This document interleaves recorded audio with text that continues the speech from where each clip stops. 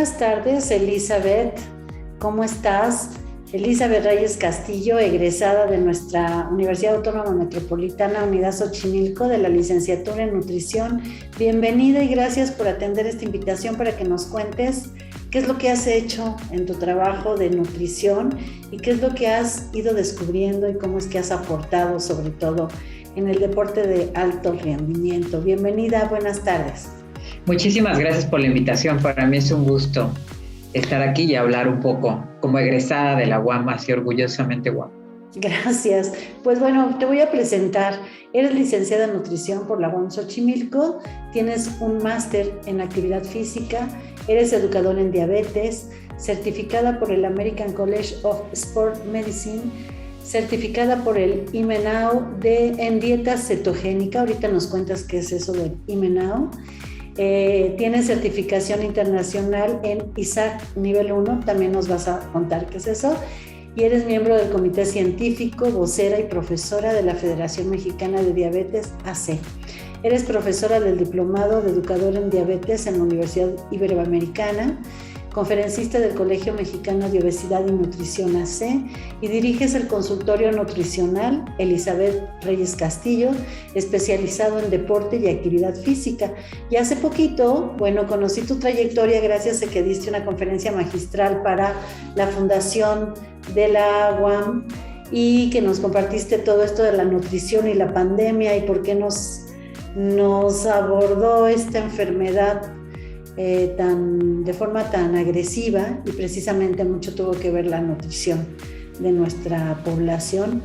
Entonces se me hizo muy interesante y ahora que establecimos contacto me entero que eres entrenadora en nutrición para alto rendimiento y para 2 o 3 personajes que han hecho pruebas altas en esta cuestión de entrenamiento físico. Pues bienvenida, cuéntanos, ¿qué es lo que hiciste después de salir de la UAM Xochimilco? ¿Cómo es que te orientaste hacia esto?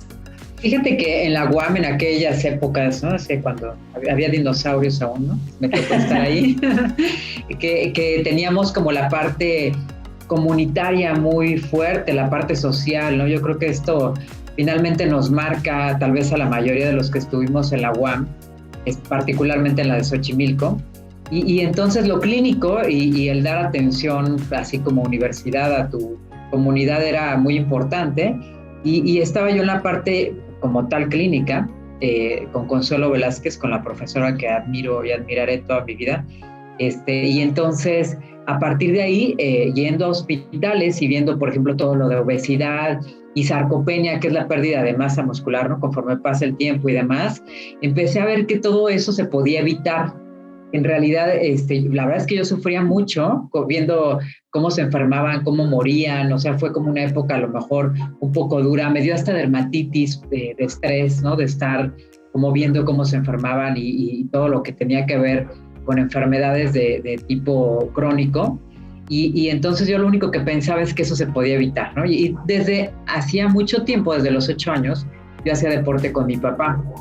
Entonces, para mí fue como muy importante la parte de la nutrición como para este tema del deporte. Y bueno, en ese momento me doy cuenta de que cuidando hábitos de alimentación y estilo de vida, todo eso que yo veía en el hospital se podía prevenir. Y entonces como que ahí empieza mi misión en la vida de no darles clientes, ¿no? frecuentes a los de hospital. Y esto era justamente por medio de cambiar el estilo de vida. Y entonces me voy a Cuba, hago ahí una certificación, un diplomado pequeñito de antropometría del deporte, y a partir de ahí regreso, estoy en CEP CONADE, que fue un programa que hizo también la UAM de Iztapalapa, como para poder trabajar con niños y detectar talento y promover hábitos desde el inicio, y ya me quedo como que en ese ambiente, o sea, ya regresar para mí a las canchas fue lo que me empezó a dar como que luz otra vez, ¿no? De hecho, pues hasta me dejó de gustar en una temporada la nutrición, a lo mejor un tanto, porque yo pensaba que el enfoque era nada más como clínico o comunitario, ¿no?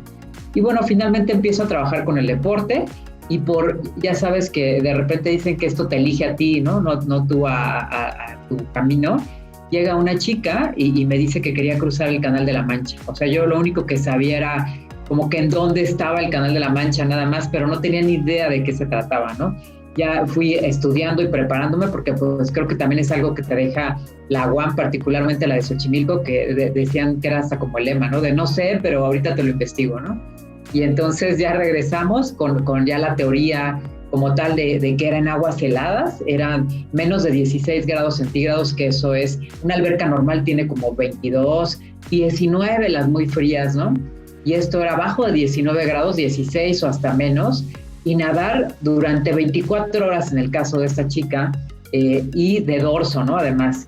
Y entonces hice la planeación de la nutrición, ahí conozco a un doctor que es el doctor Kormanovsky, que me enseñó muchísimo, ¿no? Me aceptó en su equipo y empezamos a hacer cada vez más cruces con nadadores del Canal de la Mancha y él me enseñó a manejar la prueba de lactato y todo eso y bueno, pues me veo en la necesidad de ya hacerlo de una manera profesional y me meto a estudiar ya el máster, ¿no?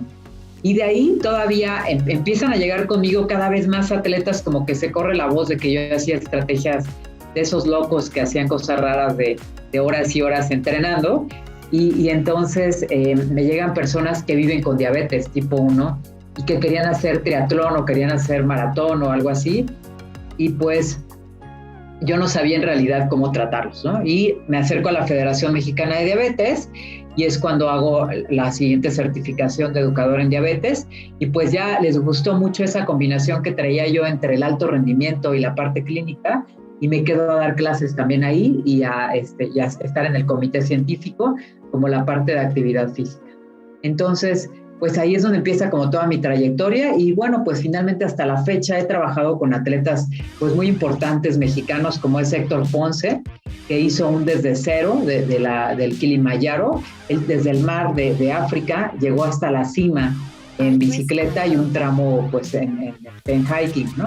Yo hice esa estrategia de alimentación, de Ricardo Mejía, los 5 días, más de 300 kilómetros en carrera en el desierto Marruecos, y bueno, pues era una estrategia también sumamente complicada. Él es campeón varias veces en cierre final, que es algo muy importante en el mundo del trail, y Samuel Neri, que hizo una triple corona, que es darle la vuelta a Manhattan nadando, que son más de 42 kilómetros, el canal de Catalina, que son igual como 40 kilómetros, eso obviamente en línea recta, ¿no? Eso en un ferry, pero nadando obviamente las corrientes te llegan a arrastrar y bueno, te tardas un poquito más, ¿no? De lo esperado, y la triple corona es eso, y el Canal de la Mancha, que son igual más de 40 kilómetros nadando. Todo eso lo tiene que hacer un atleta en un año o menos de un año para que cuente como que tiene la triple corona. Entonces también me tocó trabajar con él y ahora estoy trabajando con varios atletas del trail como Abraham Hernández, que se va justo este jueves a Azores, a Portugal, al Mundial de Trail como de lo más importante del mundo, y pues orgullosamente mexicanos también, y pues todo el equipo también somos mexicanos, y yo soy de la UAM, y eso como que nos da un plus de sentir que aquí podemos hacer las cosas bien, y que podemos seguir estudiando y preparándonos para tener o estarnos punteando con los mejores del mundo. Claro. Oye, y esto que hablaste de la sarcopenia, por ejemplo, ¿se puede revertir o una vez que alguien lo padece ya es irreversible a pesar de que pueda tener una mejor nutrición? Sabes que lo bonito de esto es que se puede revertir, ¿no? Definitivamente. Personas de 70 años que también, aparte de lo de alto rendimiento, yo trabajo con población en general, que me encanta también ver sus metas. Yo creo que es igual que sacar una medalla, justo esto que dices, ¿no? De corregir la sarcopenia o que la persona ya pueda ir solita a hacer su mandado, por ejemplo, caminando, ¿no? Después de que no lo lograba. Eso también es una medalla enorme, ¿no? Claro. Entonces se puede revertir incluso a la edad que quieras, ¿no? En cualquier momento, cuidando estilo de vida, durmiendo bien, comiendo proteína de una manera adecuada, teniendo una suplementación correcta y sobre todo realizando un entrenamiento, ¿no? Que también es parte de lo que hacemos en el consultorio. Mi consultorio tiene una caminadora y ligas y como equipo para entrenar, en donde les ponemos rutina a personas, sobre todo los que van iniciándose en esta parte de la actividad física. ¿Y tú también sigues haciendo ejercicio? Sí, de hecho yo corro, llevo 16 maratones, llevo un 100 kilómetros de Patagonia y este año tengo pensado hacer un maratón, bueno, 2 maratones en realidad. Uno va a ser el de la Ciudad de México y a los 8 días voy a hacer el de Veracruz. Entonces sí hay que predicar con el ejemplo, ¿no? Claro, sí, qué bonito. Oye, ¿y cómo ves, cómo responden las personas cuando les dices que para estar mejor lo único que hay que hacer es quererse, por lo tanto, ¿qué ponen dentro de su cuerpo? Porque pareciera que la dieta es para quitarte cosas, cuando en realidad es un fomento del amor propio, ¿no? Totalmente de acuerdo. De hecho, fíjate que un comparativo que les hago, ¿no? A algunos pacientes es cuando tú tienes a lo mejor algo que quieres mucho, que yo soy pro perritos, por ejemplo, también, ¿no? Entonces, cuando tú quieres mucho a tu perrito o una planta o un hijo o una persona o lo que sea que tú ames, lo que vas a hacer con él, le vas a dar justo lo que necesita en el momento en que lo necesita y vas a como cubrir todas sus necesidades, ¿no? Entonces, esto sucede con tu hijo, con tu mascota, con tu esposo, con tu pareja, con quien sea. Y entonces eso mismo tendría que ser aplicado a ti. O sea, finalmente es tú darte lo que tú necesitas y a veces es muy lejos de lo que a lo mejor la parte lúdica o de disfrutar quiere, ¿no? A lo mejor tu mascota quiere chocolate, pero tú sabes que no le puedes dar, ¿no? No debes de darle chocolate porque le hace daño. Esto mismo aplica contigo, o sea, finalmente no es un castigo, sino es todo lo contrario, es para que estés bien, para que te sientas mejor, y creo que se cambia un poco el concepto de estás a dieta porque engordaste, ¿no? O sea, es como el castigo, sino que en realidad es todo lo contrario. Y yo creo que es anotar y dejar de ver nada más la báscula y las medidas y la cinta métrica y ver todo lo demás que te aporta el llevar un estilo de vida saludable, ¿no? Finalmente te sientes mejor, puedes caminar mejor, tienes una autoestima más grande, aunque tu autoestima sea muy buena, obviamente te vas a sentir mejor estando en tu peso y comiendo lo que debes. Igual para todas tus actividades, el hecho de que te dé menos sueño, ¿no? En la oficina, obviamente va a mejorar tu rendimiento, pues, profesional, y esto también te hace sentir bien. No solamente es como el hecho de no comer comida industrializada, ¿no? Simplemente es un amor a ti, como tú lo mencionas. Claro. ¿Y cómo le haces para convencer a la gente de esto? Porque me imagino que llegan contigo, pero no necesariamente están habituados a llevar un ritmo armónico de alimentación, sino que cuando ya tienes alguna enfermedad degenerativa tiene mucho que ver con la alimentación. ¿Cómo toma la gente el que le digas no estás comiendo bien? Sí, creo que lo más importante y en la formación de educación en diabetes, por ejemplo, lo que hacemos es que hasta tú experimentes con tus resultados.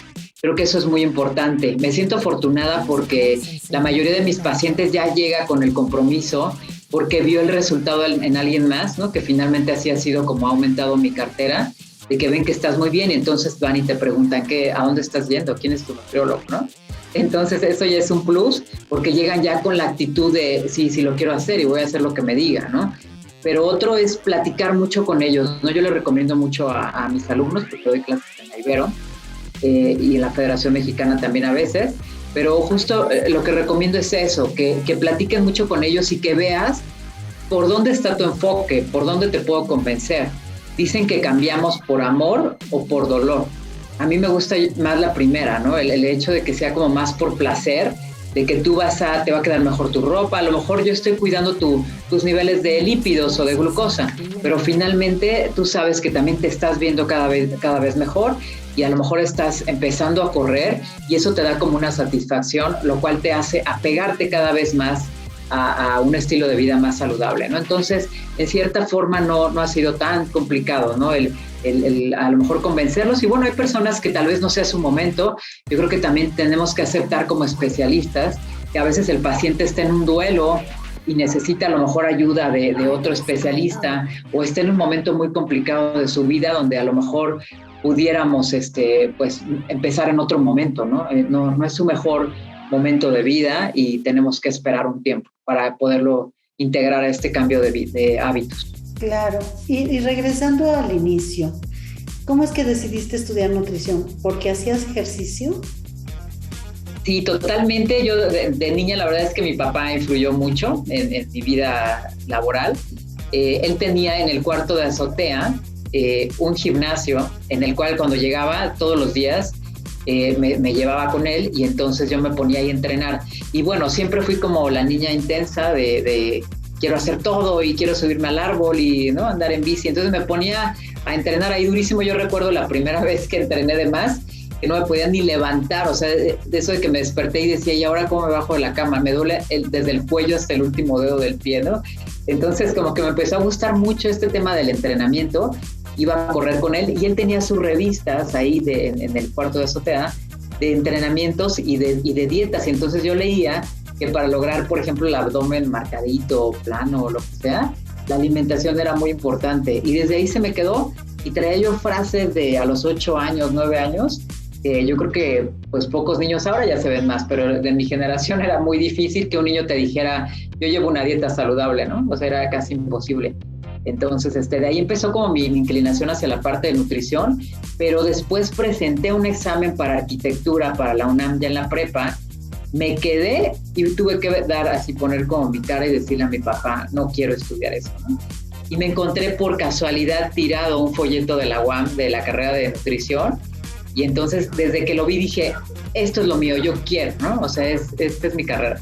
De ahí fue como ya, pues antes se acostumbraba que íbamos solitos, ¿no? A pedir informes y a todo, y ya regresé con mamá, ya tenía yo fecha de examen y todo, ¿no? Ya estaba yo más que puesta para presentar mi examen.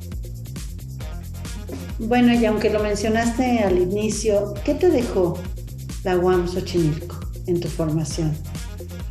Me dejó muchísimo. Yo creo que este trabajo social que finalmente sigo haciendo por ayudar en este momento a atletas o a niños que empiezan a entrenar y que les veo como buenas posibilidades, y me dejó este concepto humano que creo que es lo más importante que te puede dejar de ponerte del lado del paciente, ¿no? De tener un poquito más de toque para hablar con ellos, de ser más cercano. Y bueno, lo que mencionaba, también el hecho de estudiar e investigar, ¿no? El hecho de que no lo sepas no es una limitante, al contrario, es una oportunidad. Y bueno, de ahí viene como el estar en Imenao, cuando descubro dieta cetogénica, por ejemplo, y era como, ¿es bueno o es malo, no? En algunas preguntas que me hacen mis pacientes, y pues lo que hago es una certificación. Tengo otra certificación en plant-based, que también fue cuando sale un documental de Netflix, ¿no? En donde el plant-based era como lo único que había bueno en el mundo, y entonces me meto a hacer igual otra certificación de plant-based, y así, ¿no? Finalmente lo de ISAC, etcétera, como que creo que en la UAM siempre estamos buscando mejorar, ¿no? O sea, sabemos que no somos perfectos, somos perfectibles, y que finalmente podemos seguir estudiando y haciendo mejor nuestro trabajo, y creo que el objetivo es llegar a la población, y que si tú ayudas a uno, ya, se pagó todo, ¿no? Con eso fue suficiente. Claro. Oye, ya sé que es muy extenso lo de los dos planes, de la dieta cetogénica y el otro, el Blaze. El plant-based, los veganos y vegetarianos. Ok, ¿Qué implica? Porque bueno, mucha gente desde que yo era jovencita, los vegetarianos fueron muy señalados porque entonces no vas a comer carne, ¿qué vas a hacer, no? Y luego no se los permiten, y la misma gente cercana como que te boicotea por llevar una dieta responsable, cuidadosa, consciente, o lo mismo con la cetogénica, ¿no? Sí. ¿En qué constituye esto? ¿Qué relevancia puede tener conocer estos dos planes o programas de nutrición? Fíjate que el primero que mencionas, el plant-based, todos deberíamos de llevar una dieta basada en plantas. En realidad, la mitad de nuestro plato por lo menos tendría que ser de vegetales. Esto es muy importante y ya está comprobado, yo creo que en todos los platos y pirámides del mundo, ¿no? De que realmente tenemos que comer más vegetales. Y bueno, el ser vegetariano, hay como diferentes maneras. Hay ovo-lácteo vegetariano, lácteo vegetariano, a lo mejor le llaman flexi-vegetariano, que es aquel que se echa su asado el fin de semana y entre semana ya lleva la dieta vegetariana.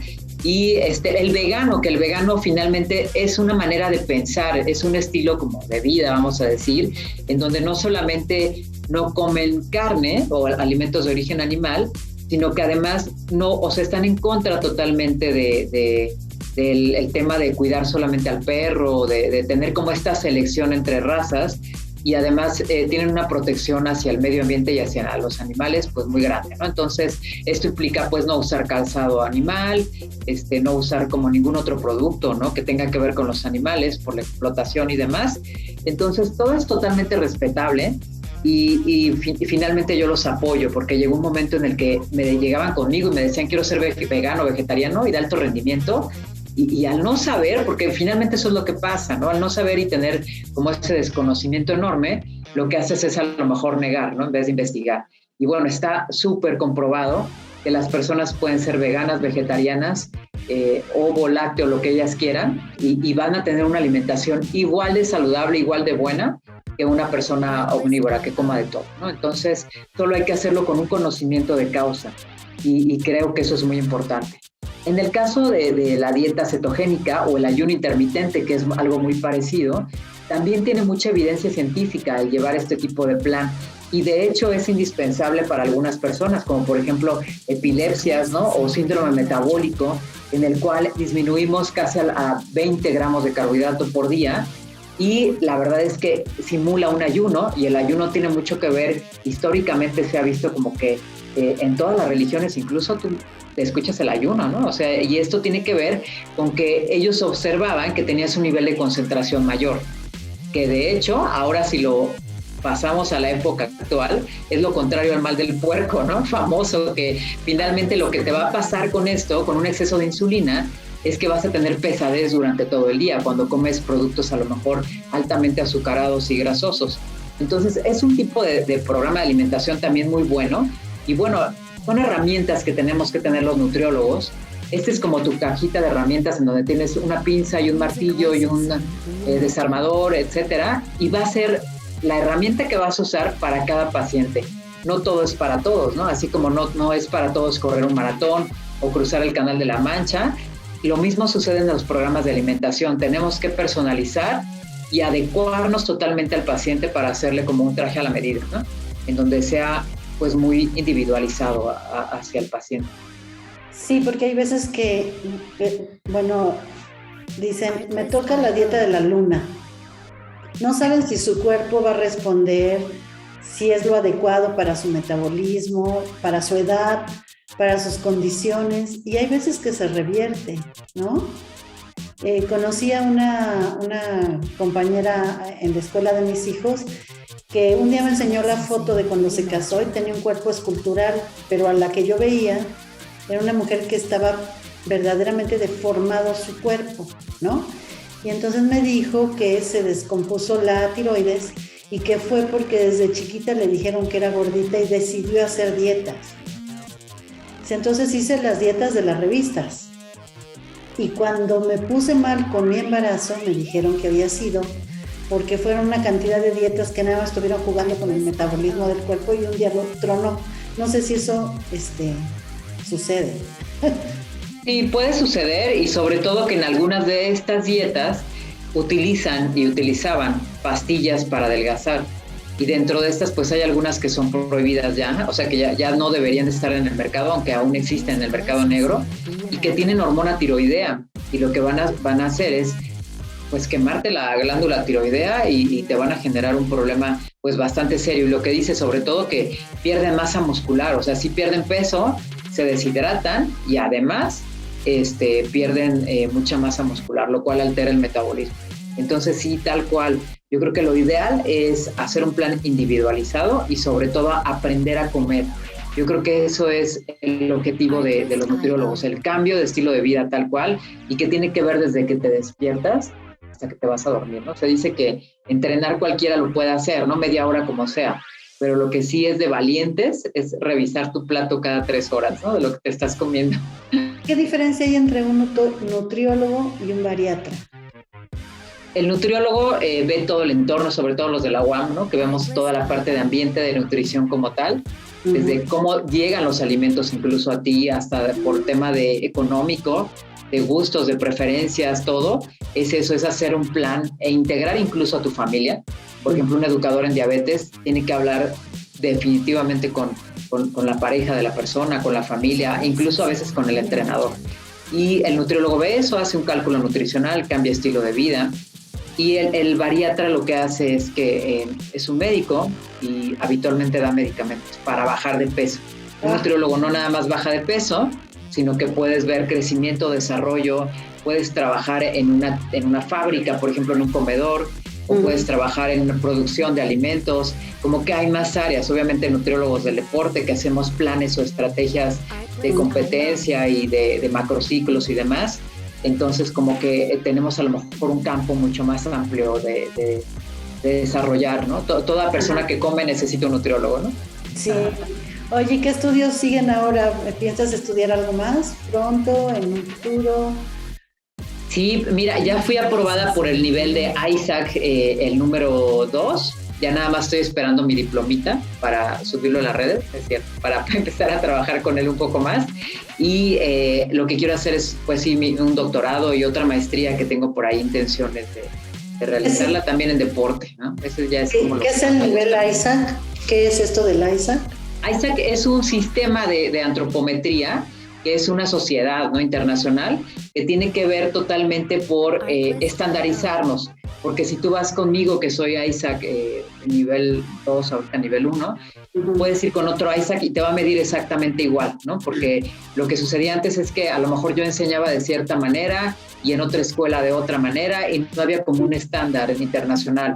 Entonces, esto lo tenemos que hacer periódicamente, obtener esos niveles para que yo te pueda medir y darte una evaluación antropométrica como de lo mejor que pueda haber. De hecho, está comprobado que medir con plicómetro, hacer 5 componentes con ese tipo de mediciones, es mucho más adecuado y preciso que muchas máquinas de bioimpedancia, ¿no? Y menos invasivo también, ¿no? Claro. Entonces, esto de la nutrición no tiene que ver con que te veas escultural, sino que tu cuerpo, con la genética que trae, ¿no? Porque además hay gente que nace con una genética que no es precisamente esbelta o por más que coma no va a engordar, o tiene más caderas o tiene más espalda, sino en sí cuidarse, atenderse y alimentarse como adecuadamente le va a su condición y a su entorno y a su familia, porque totalmente. ¿sí? Eso, entonces ese es como el concepto de los nutriólogos de nuestra querida UAM. Totalmente de acuerdo. De hecho, tiene que ver eso que mencionas, que finalmente sí existen los huesos anchos, ¿no? Eso se pensaba que no era, pero sí es. O sea, en realidad tiene que ver la estructura de nuestros huesos para poder estar o hasta hacer algún tipo de deporte, ¿no? Se dice que en el deporte que el primer paso para ser un buen deportista es elegir bien a tus papás, ¿no? Finalmente hay como temas donde son totalmente genéticos y que sí va a haber una gran diferencia, ¿no? Entre un atleta que a lo mejor tiene una estructura muy grande y puede ser un super fisicoculturista, o puede tener una estructura pequeña, caderas angostas y ser un corredorzazo pues de fondo muy bueno, y obviamente no puede ser de otra manera, ¿no? Sí, claro. Esto depende mucho de las condiciones deportivas, por ejemplo, o estéticas incluso. Claro. Oye, Elizabeth, fíjate que tenemos aquí dos jóvenes egresados de UAM Xochimilco que decidieron entrar a la entrevista, Ismael y Rebeca. Ismael, hola, que es egresado de psicología, te quiere hacer algunas preguntas. Claro, adelante, hola. Ismael. Hola, buenas tardes. Buenas tardes, mucho gusto de conocerla, doctora Elizabeth. Cecilia, buenas tardes. Rebe, sobre todo, mucho gusto de estar aquí. Afortunadamente, ya pasamos por encima de los imaginarios sociales. Tengo 3 axiomas, por ejemplo. Las abuelas nos decían que los gorditos somos más saludables, que robustitos así sanos éramos más bonitos y muy sanitos, ¿no? Además, que de 2 que coman, de 2 que se amen, con 1 que coma basta, ¿no? Y somos lo que comemos. En este orden de ideas, la cultura nos enseñó a pensar primero en otros antes que nosotros mismos. Y ahora que afortunadamente no padecemos hambre, sin embargo no nos podemos nutrir, porque tenemos al alcance comida chatarra o cosas que nos matan el hambre. Una buena hambre, una buena sensación de hambre debería orillarnos a comer algo saludable. Sin embargo, lo primero que hacemos en nuestro impulso casi animal, por decirlo de alguna manera, es meternos a la boca lo que sea. La pregunta sería esta: ¿de veras somos lo que comemos? ¿De veras tenemos que padecer esta alternativa que nos da la industrialización y todo lo que implica? Ajá. Muy, muy buen punto, de hecho, Ismael, y es un gusto conocerte. Sí, efectivamente, sabes que si nosotros regresáramos un poco al origen, quitáramos la comida industrializada, y de hecho, así casi que les pongo el reto de dejar de comida industrializada, dejarla por completo, ¿no? Estamos hablando de la industrializada, que sería toda aquella que lleve más de 3 procesos. Digo, finalmente poner a cocer tu pescado ya es un proceso, ¿no? Eso no tiene problema. Pero poner a cocer el pescado, empanizarlo, ponerle grasa, ponerle edulcorantes, no sé qué, no sé cuánto, y chispas de chocolate, digo, eso ya es otro tema. Y entonces una comida altamente procesada lo que va a generar es una paliatividad mayor, y obviamente no podemos parar de comer. Así, un experimento: compra elote, ¿no? Lo pones a cocer y trata de comer lo más que puedas. O sea, llega un momento en que te va a saturar, no hay manera de poder comer, aunque sepa muy bueno el esquite, ¿no? Así hervidito y todo, va a llegar un momento en que te limitas.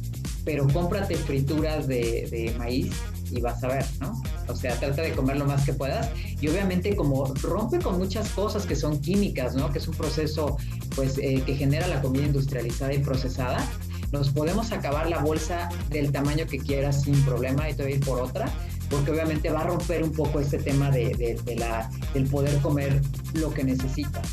Pero si tú comes sin tanto proceso, así casi que te reto a que vas a comer bien, ¿no?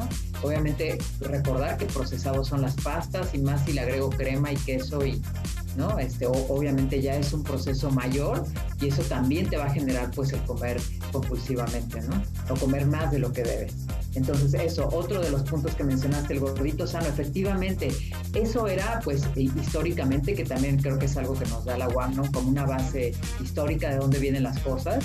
Es bien interesante cuando lees libros de época de antes de la revolución incluso, en donde la escasez era enorme de alimentos, y entonces los pudientes, los que tenían dinero, tenían a su esposa gordita, ¿no? Porque además era como que en teoría la que procreaba. Y viendo los datos también, su índice de masa corporal era como de 26, 27, no era tampoco tanto, ¿no? Como ahora que vemos índice de masa corporal mayor de 40. Y entonces era el pudiente porque podía tenerla además pues medio gordita, ¿no? Entonces se queda este concepto, y entonces los abuelos nos transmiten, ve de dónde viene todo este problema, ¿no? Nos transmiten que los que tienen dinero y los que tienen poder y los que están sanos son los llenitos, ¿no? Y los enfermos, por ejemplo, que se enfermaban de tuberculosis o de diabetes, que ya obviamente había un problema grande, o de infecciones de cólera, de cualquier tipo de enfermedad de esa época, pues eran los flacos. Entonces eran los que no tenían como ese poder adquisitivo. Y de ahí copiamos eso, pero como dices, ya a estas alturas donde es todo lo contrario, ¿no? Podemos conseguir pan de muerto en mayo y podemos conseguir pozole en la época que quieras, pues finalmente esto ya no aplica, ya no tiene como nada que ver. Creo que ya ahora es lo contrario. De hecho, de los años 90 para acá, la obesidad ha sido una problemática de la clase media para abajo, ¿no? Entonces, esto todavía es más grave porque nos sale carísimo una enfermedad metabólica. Es de verdad enorme gigante lo que se puede gastar a nivel de familia en una persona que vive con diabetes, por ejemplo, ¿no? Cuando se lleva bien. Y bueno, el otro punto que me decías, que con dos que se aman o con uno que coma, ¿no? Entonces, también esto creo que tiene mucho que ver con el tema de la mujer y esto que ahora está como muy en auge, ¿no? Del tema de género, que en la UAM ya desde los años 90 lo manejábamos, ¿no? En donde se veía que efectivamente la mujer tiene una implicación todavía mayor a nivel social, en donde ahorita las 3 mujeres que estamos aquí, para llegar a estar ahorita en este momento, ya tuvimos que hacer mucho más cosas que los hombres, ¿no? Que es pues ver a la familia, pedir el súper, no sé qué, echar una trapeadita, tender las camas, ¿no? Como que este tema todavía de género, aunque nos sentimos muy feministas y todo, pero todavía nos llega durísimo, ¿no? Como que ese tema de machismo. Entonces, pues efectivamente tiene mucho que ver con eso. Yo creo que la mayoría de las mujeres, yo les preguntaba así en mi consulta, pero ¿por qué no te preparaste el desayuno? ¿Le hiciste a tu marido, a tus 3 hijos, y le diste al perro y ¿no? Todo, y luego, ¿y tú? ¿No? ¿Cuándo vas a atenderte? Y es un tema, como mencionas, Ismael, así súper interesante tu comentario, cultural, ¿no? Enorme. Y obviamente se da más en mujeres, pero los latinos, la mayoría, traemos este tema de primero tú y luego yo, ¿no? Rebe, ¿tienes algún comentario o pregunta? Pues sí, por ejemplo, yo ha sido un poco complicado porque yo un tiempo no comía carne. En realidad quería ser vegetariana y dejar de comer como carne, pero era súper complicado en mi familia porque era la única. Y aquí como que todo el mundo era carnívoro y entonces era una complicación y mi abuelita intentaba como pues hacerme platillos, pero ella creía que solo comiendo ensaladas y brócoli era suficiente. Entonces sí es muy muy complicado, sobre todo yo que vivo con mi familia y nadie pues es así como vegetariano, sino pura carne comen aquí. Entonces sí es muy complicado y me imagino que muchas, bueno, yo como joven sí es muy complicado llevar este tipo de vida, pero pues ya tuve que adaptarme un poco y empezar a comer carne porque si no era muy complicado con mi familia. Entonces sí, pues es un tema importante el cuidado alimenticio y todo eso. Sí, totalmente, Rebe. Fíjate que te comparto, no solamente, obviamente, vegetarianos y veganos van contra el mundo, pero también los que llevamos como un estilo de vida saludable, también, ¿eh? O sea, yo creo que regla número 1 para ser mexicano y cambiar tu estilo de vida, primero que nada es aprender a decir que no, ¿no? Porque socialmente es una presión fuerte, ¿no? Para el alcohol, para comer pastel, ¿no? ¿Cómo no vas a venir al pastel? O sea, y de hecho me ha tocado personas pues que ya están en la vida laboral, en donde por no convivir con y no comer tacos y tamales y todo esto, los empiezan a discriminar y no les va tan bien en la parte como que de desarrollo del trabajo, ¿no? Entonces sí, efectivamente es un tema cultural muy grande y la mayoría de los que nos cuidamos sabemos lo que estás platicando. Yo trabajé pues toda la universidad y parte de la prepa porque yo ya me cuidaba en mi alimentación y entonces en mi casa me decían, mamá, aquí es lo que yo cocino, aquí no es restaurante, así que si quieres, si no, no comas y ya, ¿no? Y entonces yo tenía que juntar como dinero, trabajar para comprarme atunes y lo que yo pensaba que me hacía bien en aquellas épocas, ¿no? Entonces, sí, efectivamente hay que convencer a la familia, por eso la labor del nutriólogo es trabajar con todo su entorno, porque no puede haber como una persona que esté enferma. Si está enferma una persona, está enferma la familia. Y creo que lo vivimos un poquito más de cerca ahora con el COVID, en donde ya por fin estamos como entendiendo lo que puede proyectar a través de la parte social el que una persona está enferma, ¿no? No es como él solito y ya no me importa, sino que finalmente a todos nos llega a afectar. Claro. Pues si no tiene ninguna otra pregunta, comentario, yo te quiero agradecer, de verdad que entender esto de la nutrición, yo hace 20 años lo pensaba, bueno, es que me va a dar una dieta, ¿no?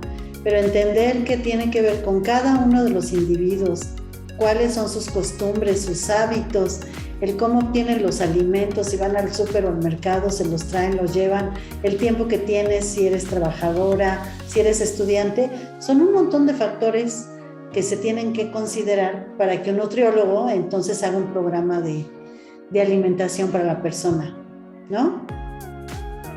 Totalmente, sí, es checar al individuo y buscarle como la mejor opción para él y la mejor alternativa en todos sentidos, en lo económico, en tiempo, en cultura, ¿no? Obviamente llegan personas de diferentes religiones, por ejemplo, en donde tú debes de respetar y darles un programa de alimentación adecuado a eso.